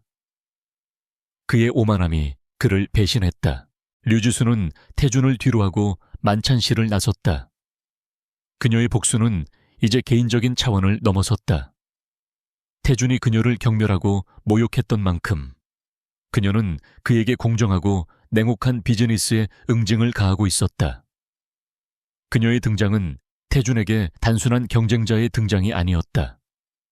그것은 그가 가장 멸시했던 과거가 현실로 돌아와 그의 목을 조르는 가장 잔인한 심판의 시작이었다. 강태준은 류지수가 한서연이라는 사실을 확인한 충격에서 헤어나오지 못했다. 그의 사무실은 마치 전쟁터처럼 어지럽혀져 있었고 그는 자신의 모든 것을 잃을지도 모른다는 공포에 사로잡혀 있었다. 그는 그녀의 변모에 대해 믿을 수 없었다. 나약하고 순종적이었던 한서연이 어떻게 이렇게 강철 같은 의지와 날카로운 지성을 가진 류지수로 변모할 수 있었는지 그는 이해할 수 없었다. 그의 오만함은 그녀의 잠재력을 완전히 무시했기 때문에 이제 그 대가를 치러야 했다. 그는 자신이 류지수를 조롱했던 모든 순간들을 떠올렸다. 그녀가 회사 경영에 대해 조언했을 때 무시했던 일, 윤하영과 공개적으로 바람피우며 그녀를 비웃었던 일, 그리고 이혼할 때 그녀가 자신 없이는 아무것도 못할 것이라며 경멸했던 일까지. 그 모든 조롱이 이제 비수가 되어 그의 심장을 찔렀다. 그의 후회는 깊었지만 그것은 그녀를 잃은 슬픔이 아니라 자신의 제국이 무너질 위기에 처했다는 이기적인 공포에서 비롯된 것이었다. 강태준은 필사적으로 상황을 역전시키려 했다. 그는 변호사들을 소집하여 류지수가 자신의 정체를 숨긴 채 화성그룹에 입사한 사실을 문제 삼아 그녀를 산업 스파이나 경쟁사 음해로 몰아가려 했다. 그는 그녀의 개인적인 복수심을 강조함으로써 그녀의 모든 행동이 비이성적이고 감정적이라고 여론을 호도할 계획을 세웠다. 하지만 류지수는 태준의 모든 움직임을 예상하고 있었다. 그녀가 태준에게 정체를 드러낸 것은 단순한 감정적 폭로가 아니라 완벽하게 계산된 전략의 일부였다. 그녀는 태준이 자신의 복수심을 부각시켜 자신의 행동을 깎아내릴 것이라는 것을 알았고 이에 대비하여 모든 법적, 윤리적 준비를 마쳤다. 그녀의 행동은 철저히 화성그룹의 이익과 태진그룹의 부도덕성을 폭로하는 공익적 목적으로 포장되어 있었다. 류지수는 태준이 제기한 손해배상 소송에 대한 반소장 제출을 준비하는 동시에 태진그룹의 주요 주주들에게 은밀히 접촉하기 시작했다. 그녀는 태준의 비리가 담긴 보고서와 녹음 파일을 공개하기 전에 주주들에게 먼저 강태준의 무능함이 회사의 가치를 얼마나 훼손했는지 설득해야 했다. 주주들의 이익은 그녀의 가장 강력한 무기였다. 그녀는 태진그룹의 2대 주주이자 태준의 아버지 세대부터 회사를 지켜온 원로 최 전무를 만났다. 최 전무는 태준의 독단적인 경영 방식에 오래전부터 불만을 품고 있었지만 태준의 확고한 지위를 흔들지 못하고 있었다. 류지수는 최 전무에게 강태준의 비자금 조성 경로와 물류부지 헐값 매입을 통한 횡령 계획이 담긴 핵심 증거들을 제시했다. 전무님, 강 회장님은 태진그룹을 자신의 개인 금고처럼 사용하고 있습니다. 그가 추진하는 모든 사업은 자신의 이익을 극대화하기 위한 도구일 뿐입니다. 이대로 가다가는 태진그룹은 강 회장님의 탐욕으로 인해 무너질 것입니다. 주주들의 이익과 태진그룹의 명예를 위해서라도 우리는 강 회장님의 전횡을 막아야 합니다. 류지수는 냉철하지만 진심을 담아 설득했다. 최 전무는 류지수가 제시한 증거들의 완벽함에 충격을 받았다. 그는 강태준의 무능함은 알고 있었지만 이 정도의 심각한 부도덕함까지 저지를 줄은 몰랐다. 그는 류지수의 지성과 단호함에 깊은 신뢰를 느끼며 그녀의 계획에 동참하겠다는 뜻을 밝혔다. 최 전무의 지지는 태진그룹 이사회와 주주총회에서 태준의 권위를 무너뜨릴 결정적인 기반이 될 것이었다. 류지수는 자신의 정체를 공개적으로 드러내는 시점을 태진그룹의 분기별 정기 주주총회로 결정했다. 이 자리에는 언론과 수많은 소액 주주들이 참석할 것이며 그녀의 폭로는 가장 큰 파급 효과를 낳을 수 있었다. 그녀는 태준이 그녀를 향한 언론 플레이를 펼칠수록 그녀의 폭로가 더욱 극적으로 받아들여질 것임을 알고 있었다. 주주총회가 열리기 며칠 전 강태준은 류지수를 압박하기 위해 또 하나의 비열한 행동을 저질렀다. 그는 자신의 정보원을 동원하여 류지수가 과거 한서연이었을 때 그녀의 가문이 소유했던 부동산에 대한 압류를 시도했다. 이는 그녀에게 심리적인 고통을 주고 그녀의 복수심이 개인적인 원한에 불과하다는 점을 강조하려는 의도였다. 이 소식을 들은 류지수는 잠시 분노했지만 곧 평정심을 되찾았다. 그녀는 이미 태진그룹을 떠날 때 모든 재산을 정리하고 법적으로 완벽하게 분리해 놓았기에 태준의 압류 시도는 허공에 대고 주먹을 휘두르는 것과 같았다. 하지만 이 행동은 태준이 그녀를 얼마나 집요하고 비열하게 공격하고 있는지를 보여주는 확실한 증거가 되었다. 강 회장님은 여전히 저의 본질을 모르고 있군요. 제가 움직이는 것은 감정이나 돈이 아닙니다. 정의와 전략입니다. 류지수는 태준의 시도가 실패했다는 사실을 그에게 알리는 대신 이 사실을 주주총회 당일 언론에 공개하여 태준의 비열한 인성을 부각시킬 계획을 세웠다. 그녀는 태준의 모든 방역을 역으로 이용하여 그를 옥죄어 들어갔다. 마침내 주주총회 당일이 되었다. 태진그룹 본사 대강당은 주주들과 취재진으로 발 디딜 틈이 없었다. 강태준은 여전히 오만한 표정으로 단상에 앉아 있었다. 그는 류지수가 이 자리에 나타날 것이라는 사실을 알고 있었지만 그녀가 감히 자신에게 도전하지는 못할 것이라 착각했다. 그는 그녀를 향한 자신의 모든 모욕과 경멸을 이 자리에서 되갚아주려 했다. 류지수는 회의 시작 10분 전에 대강당에 들어섰다. 그녀는 화성그룹 전략기획이사라는 공식 직함과 최 전무를 비롯한 주요 주주들의 위임장을 들고 있었다. 그녀의 등장은 마치 폭풍처럼 강렬했고 모든 시선이 그녀에게 집중되었다. 그녀는 강태준의 바로 앞줄에 앉아 그를 냉철하게 바라보았다. 주주총회가 시작되고 강태준이 태진그룹의 경영 성과에 대해 자랑스러운 연설을 시작했을 때 류지수는 손을 들어 발언권을 요청했다. 강 회장님, 잠깐만요. 저는 화성그룹을 대표하여 그리고 태진그룹의 미래를 우려하는 소액 주주들을 대표하여 질문할 권리가 있습니다. 그녀의 목소리는 마이크를 통해 강당 전체에 울려 퍼졌다. 감히 당신은 이 자리에 있을 자격이 없습니다. 태준은 분노에 차서 소리쳤다. 당신은 경쟁사의 산업 스파이일 뿐입니다. 그리고 당신의 모든 행동은 나에 대한 개인적인 복수심에서 비롯된 비이성적인 행동일 뿐입니다. 태준은 그녀를 공개적으로 모욕하며 그녀의 모든 주장을 무효화하려 했다. 류지수는 잠시 침묵하며 태준의 분노를 모두 받아들였다. 그리고 그녀는 최후의 일격을 날렸다. 강태준 회장님, 저는 한서연입니다. 당신이 버렸던 그 아내입니다. 그리고 저는 오늘 이 자리에 개인적인 복수심이 아닌 정의를 위해 섰습니다. 당신이 횡령하고 배임하고 회사 자금을 사적으로 유용한 모든 증거들을 가지고 말입니다. 그녀의 폭로는 대강당 전체를 얼어붙게 만들었다. 언론의 플래시 세례가 터져 나왔고 태준의 얼굴은 핏기가 가셨다. 그가 가장 두려워했던 순간이 마침내 현실이 된 것이다. 한서연, 아니 류지수의 공개적인 정체 폭로는 태진그룹 주주총회장을 순식간에 혼란과 경악의 도가니로 몰아넣었다. 강태준은 단상 위에서 완전히 얼어붙어 충격과 분노, 그리고 지독한 공포가 뒤섞인 표정을 지었다. 그가 가장 경멸했던 존재, 자신이 길거리로 내쫓았다고 믿었던 여자가 자신의 왕좌를 무너뜨릴 가장 강력한 심판자로 돌아왔다는 사실은 그의 오만했던 자아를 산산조각 냈다. 태준은 필사적으로 이 상황을 통제하려 했다. 저 여자를 당장 끌어내. 이 사회는 뭘 하는 거야? 저건 사적인 감정으로 회사에 피해를 입히려는 광기일 뿐이야.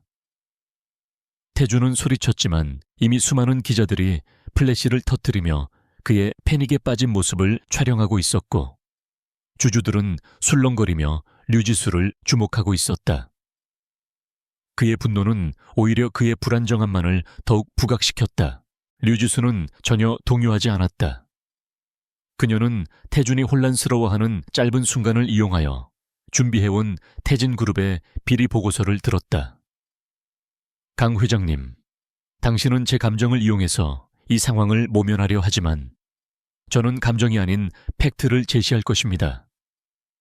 저는 화성그룹의 이사로서 그리고 태진그룹의 명예를 소중히 여겼던 전 배우자로서 강 회장님의 횡령과 배임, 그리고 이로 인해 회사가 입은 천문학적인 손실을 주주 여러분께 보고해야 할 의무를 느낍니다. 그녀는 미리 준비해온 대형 스크린에 박이색에서 확보한 재무제표와 강태준의 음성 녹음 파일을 공개했다. 화면에는 강태준이 자신의 사적인 이익을 위해 물류부지를 헐값에 매입하고 그 차액을 비자금으로 조성했다는 명백한 증거들이 그래프와 문서로 제시되었다. 그리고 이어지는 녹음 파일에서 강태준은 윤하영에게 자신의 범죄 행위를 자랑처럼 떠벌리는 목소리가 선명하게 울려 퍼졌다. 녹음된 강태준의 목소리. 내가 이번에 추진하는 신규 물류부지 매입건 말이야. 그 땅의 실제 소유주가 누구인 줄 알아. 내가 그 땅을 아주 헐값에 매입하고 그 차액을 비자금으로 빼돌릴 계획이지. 이 사회에는 이 땅이 아주 중요한 전략적 가치를 지닌다고 보고했어. 아무도 모를 거야. 강당은 충격적인 침묵에 빠졌다. 강태준의 범죄 행위가 그의 목소리로 직접 증명되는 순간이었다. 최 전무를 비롯한 원로 주주들은 분노를 감추지 못했다. 그들은 태준의 무능함은 예상했지만 그가 이렇게 노골적으로 회사를 사유화하고 주주들의 이익을 침해할 줄은 몰랐다. 주주들의 신뢰는 한순간에 무너져 내렸다. 이 모든 것은 조작된 것입니다. 화성그룹이 저를 음해하려는 공작입니다. 태준은 필사적으로 외쳤지만 그의 목소리는 이미 떨리고 있었고 그의 변명은 아무도 설득시키지 못했다. 류지수는 태준의 필사적인 변명을 단호하게 끊었다. 조작이라고요? 그렇다면 이 모든 재무자료와 계약서들이 조작되었다는 증거를 제시하십시오, 강 회장님. 그리고 이 녹음 파일에 담긴 목소리가 당신의 목소리가 아니라는 증거도 제시하십시오. 그녀는 태준이 그녀를 향해 제기했던 비열한 법적 압류 시도까지 공개했다. 강 회장님은 저를 향한 개인적인 복수심으로 저의 과거 재산까지 불법적으로 압류하려 시도했습니다. 이는 기업 윤리를 저버린 개인의 전횡이 기업 경영에 얼마나 심각한 악영향을 미치는지 보여주는 명백한 사례입니다. 강 회장님은 CEO로서의 자격과 도덕성을 완전히 상실했습니다. 최 전무가 자리에서 일어났다. 그는 태진그룹의 창업 초기부터 회사를 지켜온 인물이었다. 그의 권위는 태준의 아버지에게도 미쳤다. 더 이상 들어볼 필요도 없습니다. 강 회장, 당신은 태진그룹의 명예를 땅에 떨어뜨렸고 주주들의 신뢰를 배신했습니다. 저는 즉시 회장님의 해임안을 상정할 것을 요청합니다. 당신은 이 자리에서 물러나야 합니다. 최 전무의 단호한 목소리는 곧 주주들의 폭발적인 동의와 지지를 얻었다. 상황은 급속도로 강태준에게 불리하게 돌아갔다. 주주들은 분노했고 언론은 이 충격적인 폭로를 실시간으로 보도했다. 이사회는 주주들의 압도적인 요구에 따라 강태준에 대한 직무정지 및 해임 절차를 즉시 진행하기로 결정했다. 태준은 자신의 모든 권력과 지위를 잃는 순간 그의 오만했던 얼굴은 절망과 처절한 후회로 뒤덮였다. 그는 단상에서 비틀거리며 류지수를 바라보았다. 그의 눈에는 증오뿐만 아니라 그녀가 가진 압도적인 능력과 냉철한 결단력에 대한 인정과 공포가 동시에 담겨 있었다. 한서연, 아니 류지수, 당신이 이길 줄은 몰랐어. 당신이 이 정도로 강해졌을 줄은. 그의 목소리는 힘없이 중얼거렸다. 류지수는 그에게 마지막 일침을 가했다. 강태준 씨, 당신이 패배한 것은 제가 강해졌기 때문이 아닙니다. 당신이 나약하고 부도덕했기 때문입니다. 당신은 권력을 개인적인 탐욕의 도구로 사용했고 결국 그 탐욕이 당신을 파멸시킨 것입니다. 당신의 실패는 당신이 가장 멸시했던 정의와 윤리의 승리입니다. 주주총회는 해임안의 통과로 마무리되었고 강태준은 보안 요원들의 통제 아래 대강당을 빠져나갔다.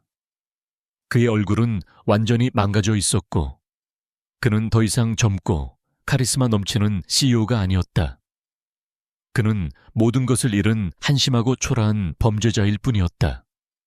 언론은 류지수를 정의의 심판자, 여성 경영인의 귀감이라 칭송하며 그녀의 대담함과 지성을 극찬했다. 류지수는 회의장을 나서는 순간 최 전무와 화성그룹 이 회장의 깊은 감사를 받았다. 류 이사, 당신은 태진그룹뿐만 아니라 한국재계 전체를 구했습니다. 당신의 용기와 지성은 정말 놀랍습니다. 이 회장은 류지수의 손을 굳게 잡았다. 류지수는 자신이 이룬 정의에 대해 만족했지만 그녀의 마음속에는 여전히 복수의 차가운 평온함만이 남아있었다. 그녀는 이제 모든 것이 끝났음을 알았다. 그녀의 복수는 완벽하게 달성되었다. 태준은 그녀에게 가장 큰 고통, 즉 자신이 가장 중요하게 여겼던 권력과 명예의 상실이라는 처절한 후회를 경험하게 되었다. 그녀는 더 이상 한서연이 아닌 류지수로서 자신의 새로운 삶을 시작할 준비를 마쳤다. 그녀는 증오와 분노가 아닌 진정한 힘과 독립을 얻은 것이다. 그녀의 싸움은 끝났지만 그녀의 새로운 역사는 이제 막 시작되었다.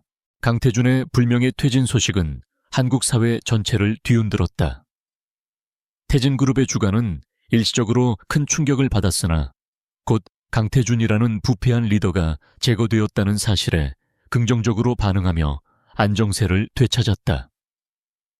류지수의 활약은 단순한 기업 경쟁의 승리를 넘어 권력 남용과 부도덕한 경영에 대한 대중의 분노를 대변하는 상징적인 사건이 되었다. 강태준은 이제 법적 절차와 맞서 싸워야 하는 처지에 놓였다. 횡령과 배임 혐의로 검찰 수사가 시작되었고 그는 자신이 가진 모든 변호사들을 동원하여 필사적으로 방어하려 했지만 류지수가 제시한 증거들은 너무나 명백하고 치명적이었다. 그의 과거의 오만함과 무책임함이 이제 현실적인 법적 구속으로 그를 옥죄어 왔다. 그는 자신이 펜트하우스에서 류지수를 멸시했던 그 순간들을 되돌아보았다. 그녀가 그에게 이혼 서류를 건넬 때 자신이 보였던 경멸적인 태도. 그는 그때 그녀를 하찮게 여겼지만 사실은 자신의 눈앞에 다가올 가장 강력한 적을 알아보지 못했던 것이다. 그의 후회는 깊었지만 이는 진정한 뉘우침이 아니라 모든 것을 잃어버린 것에 대한 처절한 자기 연민과 패배감이었다. 류지수는 태진그룹의 사건이 마무리된 후 화성그룹 내부에서 더욱 확고한 위치를 다졌다. 그녀는 화성그룹의 성장을 이끌었고 특히 윤리 경영과 투명한 지배구조를 강조하는 새로운 경영 철학을 정립했다. 그녀의 성공은 그녀가 과거의 아픔을 극복하고 얻어낸 순수한 능력과 지성의 산물이었기에 더욱 빛났다. 하지만 류지수는 승리에 도취되지 않았다. 그녀는 자신의 복수가 완벽하게 이루어졌음을 알았지만 마음속에는 여전히 어떤 공허함이 남아 있었다. 그녀가 원했던 것은 태준의 파멸뿐만 아니라 자신을 짓밟았던 불합리한 세상에 대한 정의의 구현이었다. 태준을 무너뜨리는 과정에서 그녀는 자신의 본질적인 가치를 재확인할 수 있었다. 이때 강태준의 주변에서 그를 따르던 모든 사람들이 등을 돌리기 시작했다. 그의 연인이었던 윤하영도 그가 몰락하자마자 빠르게 그를 떠나갔다. 그녀는 태준에게 모든 것을 잃은 나약한 남자는 더 이상 매력이 없다는 것을 깨달았다. 그녀의 이기적인 태도는 태준에게 또 다른 비수를 꽂았고 그는 자신이 가진 모든 인간관계가 얼마나 피상적이었는지 깨닫게 되었다. 강태준은 류지수에게 마지막으로 연락을 취하려 했다. 그는 감옥에 가기 전 그녀에게 진심으로 사과하고 용서를 구하고 싶었다. 물론 그 사과 속에는 자신이 모든 것을 잃은 것에 대한 절망감이 더 컸지만 그는 그녀의 힘과 지성 앞에서 자신의 오만함이 얼마나 어리석었는지 인정할 수밖에 없었다. 류지수는 태준의 변호사를 통해 온 연락을 거절하지 않았다. 하지만 그녀는 그를 직접 만나지는 않기로 했다. 그녀는 자신이 태준에게 마지막으로 보여줄 것은 용서가 아닌 무관심과 초월임을 알았다. 그녀에게 태준은 더 이상 증오의 대상이 아니었다. 그는 그녀의 과거에 속한 이미 처리된 문제일 뿐이었다. 대신 류지수는 태준에게 한 통의 짧고 간결한 서신을 보냈다. 그녀의 서신은 차가웠지만 그 속에 담긴 내용은 태준에게 영원한 후회를 안겨줄 것이었다. 강태준 씨, 저는 당신이 저에게 행했던 모든 일에 대해 당신을 용서하지 않을 것입니다. 하지만 동시에 당신을 증오하지도 않을 것입니다. 왜냐하면 당신은 더 이상 저의 삶에서 중요하지 않은 존재가 되었기 때문입니다. 당신은 제가 길거리에서 굶어 죽을 것이라 했지만 저는 스스로의 힘으로 당신이 상상조차 할 수 없는 곳까지 올라왔습니다. 당신의 몰락은 저의 복수가 아니라 당신 스스로의 부도덕함이 초래한 필연적인 결과입니다. 당신의 실패는 오만함과 무능함에 대한 가장 공정한 심판입니다. 당신이 저에게 준 고통은 저를 파괴하지 못했고 오히려 저를 이 자리에 있게 했습니다. 저는 당신이 저를 경멸하고 무시했던 그 모든 순간에 감사드립니다. 덕분에 저는 한서연이라는 나약한 껍데기를 벗고 진정한 류지수로 다시 태어날 수 있었습니다. 당신의 후회는 당신이 가장 소중히 여겼던 모든 것을 잃은 데서 비롯된 것이지 저에게 진심으로 미안해서가 아님을 알고 있습니다. 그러니 당신의 후회 속에서 당신의 죄를 뉘우치십시오. 저는 당신 없이 당신이 없는 세상에서 저의 새로운 삶을 살 것입니다. 태준은 류지수의 서신을 읽고 완전히 무너졌다. 그녀의 무관심은 그의 분노나 절규보다 훨씬 더 치명적이었다. 그녀는 그에게 어떤 감정적인 여지도 남겨주지 않았다. 그녀는 그를 완전히 지워버린 것이다. 태준은 그녀의 서신을 부여잡고 오열했다. 그의 후회는 자신의 잘못된 행동에 대한 뉘우침이 아닌 자신이 얼마나 엄청난 보석을 발로 차버렸는지에 대한 뼈저린 깨달음이었다. 류지수는 태준의 몰락 이후에도 화성그룹을 이끌며 한국 재계에 큰 변화를 가져왔다. 그녀는 더 이상 복수의 화신이 아닌 윤리적이고 혁신적인 경영의 상징이 되었다. 그녀는 자신의 지성과 경험을 활용하여 기업들이 단순한 이윤 추구를 넘어 사회적 책임을 다하도록 이끌었다. 그녀의 삶은 이제 과거의 그림자에서 완전히 벗어났다. 그녀는 언론과의 인터뷰에서 자신의 성공 비결에 대해 묻는 질문에 이렇게 대답했다. 저의 가장 큰 자산은 고통과 상실이었습니다. 그것들은 저에게 세상의 불공정함을 깨닫게 해주었고 진정한 힘은 외적인 지위나 부가 아니라 내적인 지성과 윤리적 원칙에서 나온다는 것을 가르쳐 주었습니다. 저는 이제 제가 가진 모든 능력을 더 나은 세상을 만드는데 사용할 것입니다. 류지수는 과거의 모든 고통을 에너지로 전환하여 자신의 삶과 경력을 완전히 재창조했다. 그녀는 강태준의 오만함과 무능함 덕분에 자신이 진정으로 어떤 사람인지, 그리고 자신이 어떤 잠재력을 가졌는지 깨달을 수 있었다. 그녀의 이야기는 비즈니스 세계에서 능력과 정의가 부패한 권력을 어떻게 이길 수 있는지를 보여주는 강력한 증거가 되었다. 그녀는 이제 완전히 자유로웠고 그녀의 미래는 빛으로 가득 차 있었다.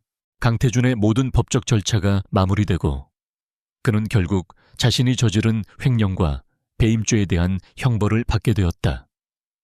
그의 몰락은 한국 재벌계에 대한 대중의 불신을 해소하는 상징적인 사건이 되었으며 그의 이름은 이제 오만함과 부패의 대명사로 남았다. 감옥에서 태준은 류지수가 보낸 짧은 서신을 계속해서 읽고 또 읽었다. 그 서신은 그에게 영원히 지울 수 없는 후회와 고통을 안겨주었다. 그가 잃은 것은 CEO 자리뿐만이 아니라 자신이 스스로 경멸했던 진정한 사랑과 신뢰였다. 류지수는 자신의 복수극이 가져온 결과에 대해 깊이 성찰했다. 그녀는 화성그룹을 아시아 시장의 선두주자로 이끌었으며 그녀의 지도 아래 회사는 혁신적이고 윤리적인 기업 이미지로 재탄생했다. 그녀의 사무실은 서울 스카이라인을 내려다보는 고층 빌딩에 위치했지만 그녀의 마음은 과거의 그림자에서 완전히 벗어나 있었다. 그녀는 이제 성공적인 경영인으로서의 삶과 개인적인 평화를 동시에 추구했다. 그녀는 자신이 태준에게 복수하는 과정에서 얻은 가장 큰 교훈은 진정한 힘은 파괴에 있는 것이 아니라 창조와 변화에 있다는 것이었다. 그녀는 자신의 지성과 능력을 복수라는 좁은 틀에 가두지 않고 더욱 넓은 사회적 책임과 윤리 경영을 실현하는 데 사용하기로 결심했다. 그녀는 자신이 겪은 고통을 다른 이들에게 희망을 줄 수 있는 에너지로 바꾸었다. 류지수는 태진그룹 사태로 인해 피해를 입었던 소액 주주들과 직원들의 복지를 위해 힘썼다. 그녀는 특히 태진그룹에서 강태준에게 부당하게 해고되었던 박 이사와 같은 양심적인 내부 고발자들을 지원하며 그들이 정당한 대우를 받을 수 있도록 도왔다. 그녀의 행동은 과거의 아픔을 치유하고 새로운 질서를 세우는 데 기여했다. 어느 날 류지수는 옛 은사인 알베르트 교수로부터 축하 편지를 받았다. 교수는 그녀의 성공적인 복수와 그 이후의 윤리적인 행보에 대해 자랑스러움을 표했다. 편지에는 이런 내용이 담겨 있었다. 제인, 너는 강태준을 무너뜨리는 데 그치지 않고 너의 영혼을 구원했다. 너는 고통을 빛으로 바꾸는 연금술에 성공했다. 이제 너는 진정한 리더가 되었다. 류지수는 이 편지를 읽으며 조용히 미소 지었다. 그녀는 더 이상 한서연이라는 이름으로 불리던 나약한 아내의 그늘 속에 살지 않았다. 그녀는 류지수라는 새로운 이름과 함께 자신의 모든 고난을 이겨낸 강인한 여성 사업가로 우뚝 섰다.